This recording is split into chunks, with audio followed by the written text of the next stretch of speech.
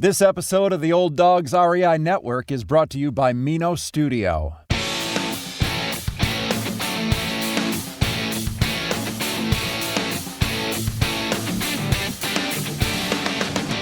Welcome to the Old Dogs REI Network, where cash flow is king. Real estate investing, the means, so you can enjoy your retirement dreams. This is the show where we cut right to the chase. No sales pitch, no long monologues, just simple how-to real estate investing advice, so you can earn the passive income you need to enjoy your retirement today. And now, your host and chief old dog, Bill Manassero. Hello, old dogs, and welcome to Fun Facts Friday. This is our once a week, only on Friday show, where we have special episodes not featuring guests, where I will share tricks, tips, terminology, and techniques that will help skyrocket you to real estate investing success. Today's topic is seller financing, a great tool in recessionary times. But before we get started, I just want to touch base with all you old dogs and young pups out there. I'm hoping you guys are doing great. We had a great show last Monday. I hope you guys had a chance to listen to it with Brent Sprinkles, who's a commercial broker.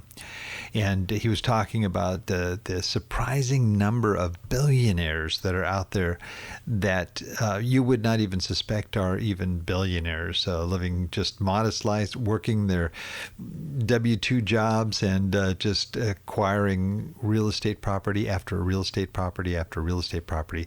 And great show if you haven't listened to it yet. But one of the things that really stood out for me is that all of these folks that fell into this, sort of anonymous billionaire roles are people that were just persistent and consistent in terms of their buying, regardless of the economy, regardless of what was going on overall. They would just continue to buy and continue to buy and continue to buy. And they didn't make excuses. They didn't say, well, it's a tough year. It's hard to find properties. No, they just kept moving forward. And yeah, they might have a slower period trying to find properties that met their criteria, but they nonetheless kept moving forward. And I think that was really the key to their success, was their consistency and their persistence. And real good show. Well, anyway, that's what I'm hoping you guys are doing, is just keeping your leads coming and looking at good properties, continuing to analyze properties, continuing to dig into those markets that you see promise in, and just moving forward. I think that there's a lot of great opportunities ahead. Well, let's move into our tip for the day. Actually, it's a few little tips here, but one of the things that we may or may not do, depending on your particular style, but I think a lot of people eventually want a little bit more passive involvement with their investments, is to hire a property manager. And if you hire a property manager, you still need to be diligent, and you don't just hand over the keys to the farm and just walk away. You need to stay on top of them. So here are a couple of little things that I do that I think are things that will be helpful for you in terms of just that accountability. And after a while, you work with somebody, you start to know them better, and you might be able to lighten up in certain areas, but you still always, I think, need to have some of those checks and balances in place. But a couple of tips here is make sure that you're not being gouged. That's a key one. And it's happened to me. It's happened to, I'm sure, plenty of you listening out there, where it just seems like you're just getting charged all kinds of stuff from your property management. And so there's a couple of things you can do. One, you must require written approval if a maintenance job is going to exceed a certain amount of money.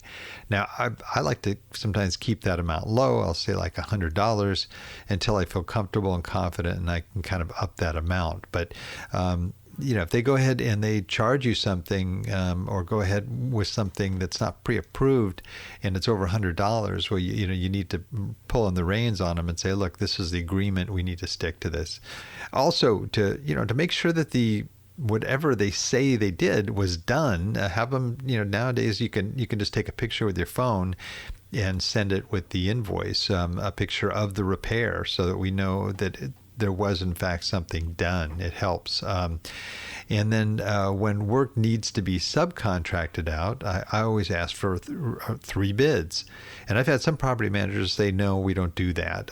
We have our crew and we use the people we do. And it's caused me to break bonds with those people if they weren't willing to at least try to give a reasonable bid out to others so that we can see that this price is in the ballpark of where it should be. The winning bidder, should provide a copy of his or her license. You want to make sure that they have a contractor's license, workman's comp policy, and liability insurance. Lien waivers should be signed when the work is paid for.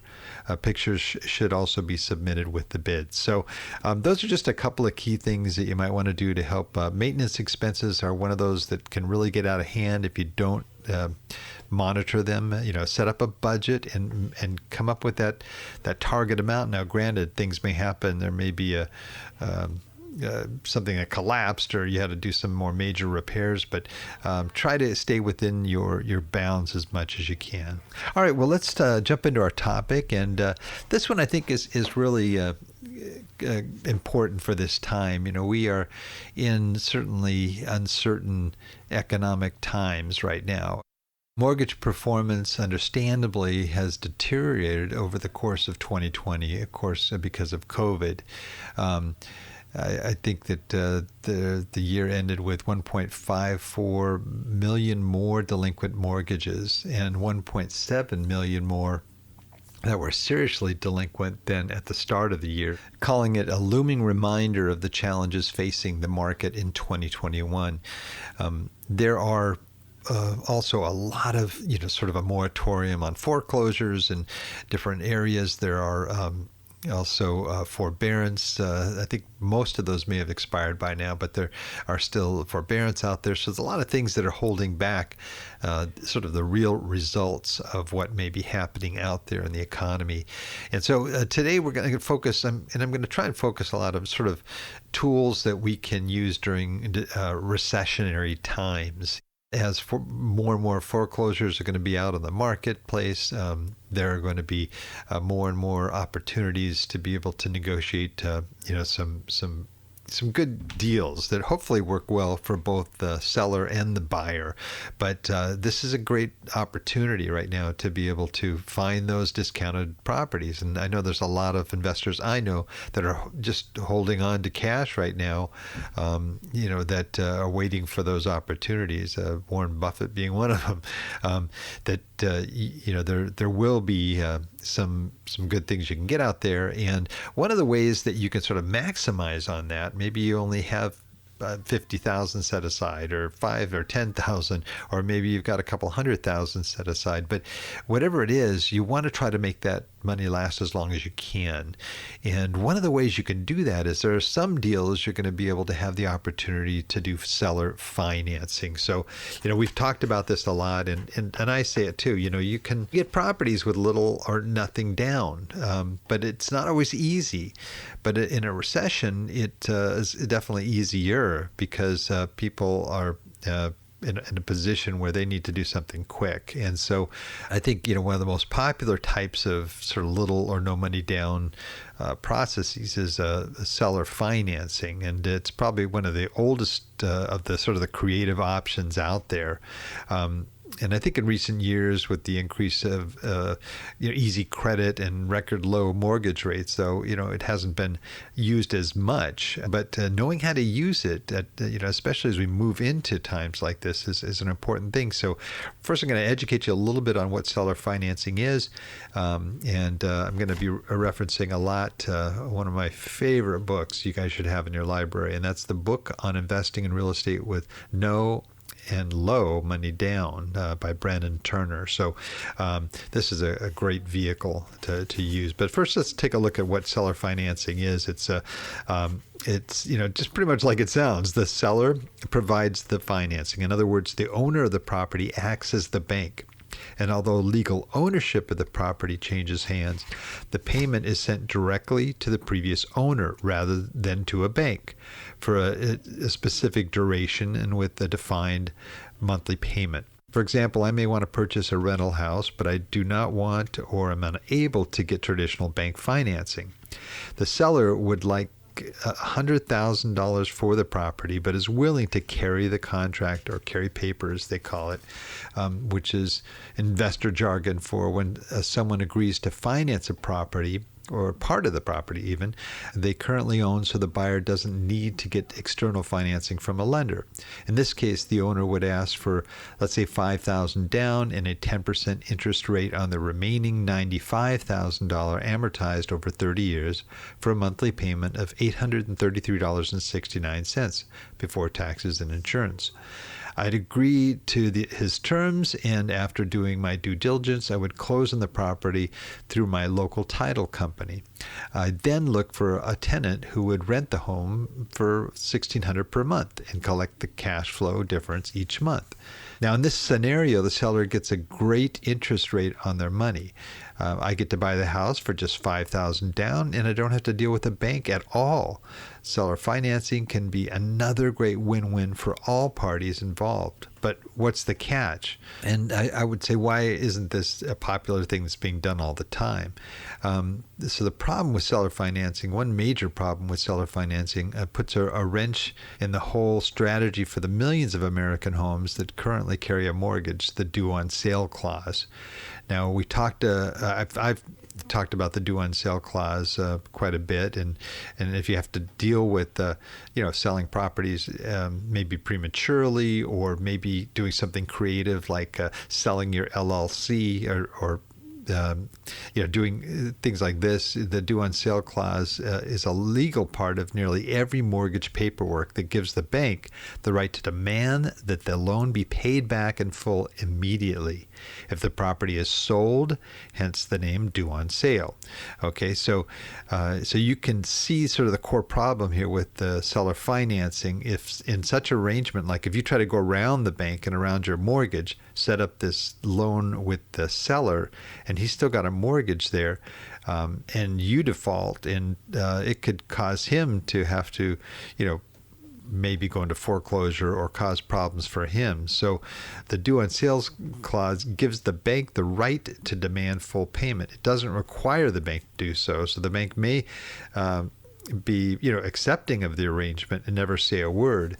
However, the risk you carry is great whenever you sell a property that has a due on sale clause. So that can always be something that holds you back. Obviously, it's not a situation you want to find yourself in where the person's financing it, and if there's a default on the payments, then it's going to be you that that's going to suffer for it as the seller. So I would say that sort of the best situation is, without a doubt, is if you find somebody who basically owns their house outright. Okay, so there is no loan to be paid off. Your goal when using seller financing is to find sellers who don't have that mortgage. Although this may seem difficult, I think the LA Times reported that 29.3% of American homeowners do not have a mortgage on their property. Therefore, literally millions of properties are primed for you to buy using seller financing. Now, why buy using seller financing? Seller financing, and I talked about this a little bit, I touched on it, is that it's going to make your initial cash last longer. If you don't have to spend a lot of money, and you can get the owner of the property to carry that note for a little while, you can use the rest of your resources to buy more properties. That's one of the easiest ones that comes to mind. But there's also the ease of financing. You don't have to go through the bank and all of the paperwork and qualifications and the possibility of the deal not going through, or maybe you've already got a number of mortgages and you're maxed out, and you can't get any more mortgages, and if you're in that situation, this would work out really well. There is the possibility of even no down payment, where you might be able to work out a deal with them, or at least low down payments, because you're dealing directly with the homeowner seller.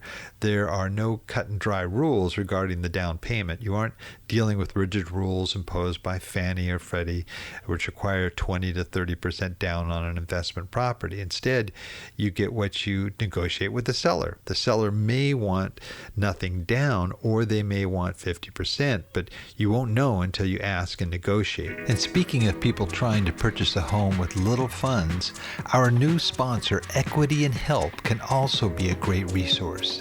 At Equity and Help, the simple act of investing makes a huge difference to American families. While an 8 to 12% return average isn't a reward in itself, there's very little that can top the ability to help a family in need. Over 50% of Americans spend more than half of their earnings on rent payments, and what Equity and Help does with that information is to base their investment model on shrinking that figure. Equity and Help has helped 375 families find a home so far. Their mission is to give families the realization of the American dream to own a home of their own when they might not have otherwise been able to. If you are interested in a philanthropic investment model that garners an average return of 8 to 12%, call your Philanthro investor consultant, Sky Logan, at 844-552-8828, or visit equityandhelp.com for more information. That's equityandhelp.com. Another reason you might use it is the option for creativity in structuring a deal. As I mentioned earlier, the rules when dealing with banks can be extremely rigid, but this is not the case with seller financing. Seller financing allows you to get creative to solve a problem. Rates, terms, the payment amount, payment dates, and everything else is completely negotiable, which can turn a mediocre deal into a great deal. Another advantage is that you can purchase unfinanceable properties. Sometimes the condition of a property may be too poor to allow you to use traditional financing. In these cases, seller financing can give the buyer a chance to own the property, begin fixing it up, and possibly refinance into a more traditional form of financing down the road after they've got their property to where they think it's going to be its maximum value just through the improvements. Another advantage would be, it doesn't show on your credit report. Unless the seller of the home signs up with one of the credit reporting agencies to report the debt, very unlikely, chances are your seller finance deal will not end up on your credit report. This can make obtaining other loans and mortgages in the future much easier. There are no doubt, even other reasons why you might want to use seller financing. So don't be afraid to seek it out. If you can ask that person there, it doesn't hurt to ask. And, you could get turned down, or they could go for it. Why would a seller want to sell their home with seller financing? Now, if I gave you a choice between getting $100 today or $1 per month for the next 30 years, which would you take? Most of us want the $100 right now. But if you do the math, $1 per month for 30 years is $360, which is more than 3 times the lump sum of $100. Still want the $100? Perhaps. Some of you reading would take the $1 a month, whereas others would take the lump sum. It all comes down to personal choice. The same principle this question demonstrates is true for home sellers. Many home sellers, own their home free and clear. They would, rather take the cash and move on. However, for a large number of sellers, the value of getting monthly payments outweighs the needs for a lump sum check. Let's look at, more closely at why owners might want to use seller financing. And I think it's real important to know this, because if you're going to propose it to somebody, they may just say, why? Why would I want to? And then here are some of the reasons you can give them. Monthly income. Perhaps the most common reason sellers would prefer to sell via financing is to get monthly income. Now, if they're a landlord and maybe they've been renting properties out, they understand the value of that monthly mailbox check, of getting that consistent cash flow coming in all the time. So, this is what the banks do, right? The banks basically, they're they're in the business of lending money, and they'll take that 100,000 you owe and turn it into 500,000, just with interest. So there is an advantage of doing that. A better ROI is another reason. Many homeowners choose to sell with seller financing because the interest they get from the financing is greater than they would get likely elsewhere. For example, if a homeowner were to sell a home for $100,000, they could put that money into a certificate of deposit at the bank and maybe receive, if it's a high-paying CD, 1.5% annual percentage, or they could use the seller financing to get 6, 8, 10, 15%. I mean, these are, it's all part of the negotiation part of it. You can also spread out your taxes. Anytime you make money, the government wants its share. And when you sell real estate, it's no different. This issue may not be as important for homeowners because of the IRS rule that allows homeowners to avoid paying taxes on up to $500,000 in profit from selling their primary residence, as long as it meets certain specific criteria. However, real estate investors are not so lucky and must pay taxes when they sell. For example, if an investor spends 30 years paying off a rental property mortgage and now owns the home free and clear, and he decides to sell the property for $100,000, that investor would need to pay taxes on that gain, which could result in a hefty tax bill. Therefore, many investors choose to sell using seller financing rather than getting a lump sum to spread out most of those payments over the life of the loan on the seller financed property.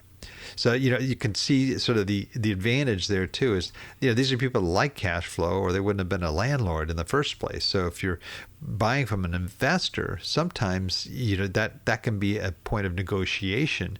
Say, hey, look, you're going to get your monthly cash flow here, but you're not going to have the headaches of having to, unclog the toilets and deal with troublesome tenants and all of that. That's all in the hands of the person that has basically signed that note. So there are some big advantages there. Also, maybe you just can't sell it otherwise. As I mentioned earlier, many properties simply are not sellable to a typical bank financed borrower because they are in such poor condition. A seller financing can allow the seller to unload such a property without needing to fix it up first.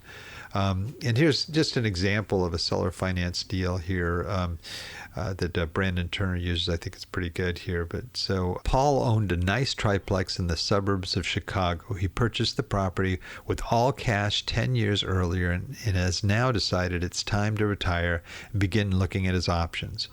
Paul knows the property is worth approximately $250,000. If he tries to sell it through a real estate agent, he'll spend $15,000 in commissions and another $10,000 in seller-assisted closing costs, netting him $225,000. However, after paying taxes, he'd likely have only around $150,000 remaining, which it may be able to earn 8% on the stock market. Instead, Paul talks with Samantha, an up-and-coming real estate investor excited to get her first property. Samantha has been learning from Paul for several months and built a great relationship with him. So Paul sells Samantha the property for $250,000 with just $3,000 down to cover closing costs and 8% interest-only loan on that $250,000. Paul now makes $20,000 per year from the property, 100% passively, while Samantha owns and manages the property and collects the cash flow every month. So you can see up to this point, I've discussed seller financing mostly from an entirety position, meaning that the entire property is sold using seller financing. However, seller financing lets you get creative too. And one such creative way to use seller financing is known as partial seller financing. What if a seller doesn't own their home free and clear, but does have some good equity in it? What if the owner has 50% equity in his home or 90%? This kind of situation allows you to let the seller finance just be part of that deal, while a traditional lender finances the other part. This can get a little bit confusing, but let's look at an example. And Charlie, for example, owns his home, which is currently for sale for $100,000, but he owes only $50,000 to the bank on his mortgage. Susan is a buy and hold investor who is looking to buy Charlie's property, but she doesn't have the large down payment needed for a conventional mortgage. So, Susan works a partial seller financed arrangement with Charlie and her lender in which the bank provides a $65,000 first mortgage. Charlie agrees to carry back a second mortgage for $30,000, and Susan can put just $5,000 down. The $65,000 goes to pay off the original $50,000 loan of Charlie's, and he ends up with $15,000 in cash plus a note for $30,000, giving him some monthly income for the next X number of years. So, don't worry if that sounds confusing, but this is pretty creative and stuff that you can put together as you begin to understand seller financing and look for ways to be able to use it. You might think, well, gosh, this sounds great. I'd love to do it, but in reality, how am I going to do this and how am I going to find these deals? Well, the first one is just obvious. Ask. Any deal you're doing, just ask, hey, are you open to seller financing? You would be surprised of the people that might respond to that, especially if you can present the advantages to them. Also, as you're searching for properties, scanning MLS, Craigslist, or whatever it may be where you're going to try to find these properties, keep an eye out for phrases such as owner will carry or OWC, flexible terms, seller financing, and motivated, as well as any other indication that the seller is open to a conversation about seller financing. And then you can also do your direct mail. Although, we've talked about that a lot on this show. This is something that you can buy lists that, have people that are ideal for this type of situation. There's bankruptcy lists, there's divorce lists, there's out-of-state owners. I mean, there's a lot of different lists that people can tap into to do direct mail. Now, are there risks and drawbacks for seller financing? Well, seller financing can provide some excellent options for you as a buyer, but the strategy is not without some risks and dangers. Here are a few things that you might want to be aware of, and I mentioned one of them, the due on sale clause. It's vitally important that you understand what the due on sale clause is and why it matters. You don't want to endanger the seller's credit or your relationship with the seller by trying to circumvent this clause. Understand that if you buy a home using seller financing and the home has a mortgage with a due on sale clause, the bank may foreclose on the seller, leaving both of you in a financial mess. So be aware of that and realize the risk involved if you go down that path. Higher interest rates. Although seller financing allows for incredible creativity, generally speaking, you will pay a higher interest rate. That's one of the appeals to the seller. This has not always been the case, but in today's lending environment with loan rates, 2%, 3% right now, getting a seller to accept an interest rate as low as that is difficult, although some investors do negotiate 0% interest seller finance loans. Just be sure to run the numbers with the interest rates you are planning on getting and make sure that they work for the deal. Fewer potential properties. Yeah, you have to look a little harder for these types of properties. Let's face it, even though seller financing can be a great win-win for both parties, the vast majority of homeowners are either unable because of existing mortgages or unwilling to carry a contract and provide seller financing. Some just don't understand it and they don't want to take the chance. Therefore, the pool of potential deals is significantly smaller when you are looking to work with seller financing. But don't let that discourage you. As I mentioned earlier, approximately 30% of the homes in America do not have a mortgage and could be great opportunities for seller financing. Seller financing doesn't mean, buy a bad deal. I mean, before we move on, here, I want to make sure that it's clear, although seller financing allows you to obtain properties without using a bank, that does not give you an excuse to overpay for a property. Many real estate investors like to sell using seller financing because they can charge a premium for the property. However, you should not pay a premium. Leverage is only leverage when used responsibly. Otherwise, it simply becomes a liability. So go out there, add the seller financing tool to your toolbox, and go make some things happen here. I think that this is something that you need to be aware of. as we're approaching recessionary times here, you want to be prepared and be able to maximize your opportunity to acquire as many good, viable properties as possible. And I think that this might be a tool you can use. Well, that's it for today. Please note, Old Dog listeners, everything presented here today can be accessed in our show notes on the Old Dogs website at olddogsreinetwork.com/blog. And you're going to look for the episode entitled Seller Financing, a Great Tool in Recessionary Times. So until next time, remember, cash flow is king and real estate investing the means. Until next time, keep moving forward and may God bless. Thank you very much for visiting the Old Dogs REI Network. We would greatly appreciate if you would stop by iTunes and let us know what you think of the show. We would love if you could subscribe to the podcast, give us a 5-star rating, and write a review. The more ratings and reviews we receive, the more visible the podcast will be to others. Thank you.